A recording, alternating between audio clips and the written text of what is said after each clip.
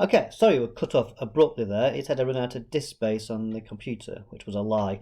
Anyhow, right, so we're talking about government, wasn't there? Minor parties in government. Again, the most successful party here, you might argue, is the Scottish National Party. They've actually been forming government in the Scottish Parliament ever since 2007, either as a minority or after 2011, 2012, they're quite a big majority. So they've had a really big influence in Scotland because they've been following the government and introducing their policy agenda. Things like introducing baby boxes into Scotland and introducing, get rid of tuition fees and a whole range of different issues in Scotland. Again, you could argue the DUP and Sinn Féin are very influential in Northern Ireland. They've had problems in forming governments in Northern Ireland, but again, these two parties have been the bedrock of all the governments of Northern Ireland in the last decade or so as a kind of coalition. So again, they've been very influential here. Other parties, though, well, you look at Westminster, if you go back to look at UK governments, again, you said the minor parties are not successful here. Now, there's not been a Scottish National Party stroke other party coalition running the UK.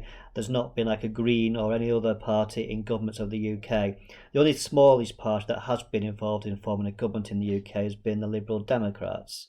That said, the DUP did play an influential role in the government of Theresa May. When she lost her majority in the 2017 general election, she had to rely upon the DUP. They had an unofficial agreement called a Confidence and Supply Movement, which basically means that in any vote of no confidence, i.e. when the House of Commons votes to get rid of a government, the DUP would come to the aid of Theresa May to save her government.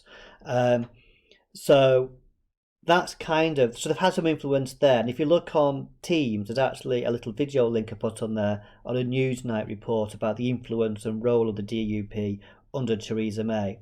So in those respects, you could say that small parties have had some influence. One or two of them at national government, but more, perhaps significantly, at more regional governments like Scottish Parliament and all the rest of it. In terms of not influence, I think the obvious point is, well, at Westminster, yes, the DUP did have a moment to shine for 2 years, but now we've got a majority government to get under Boris Johnson. Small parties don't matter for running the country.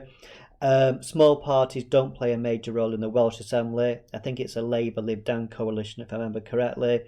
The Greens have never played a role in any government either. So we've got these isolated examples, you could argue, but actually it's the big parties that really matter. So they're the different points of that type of essay. And again, you can see I've mentioned quite a few parties here and where they are. And I've tried to do that kind of vague format as to the exams and those main themes.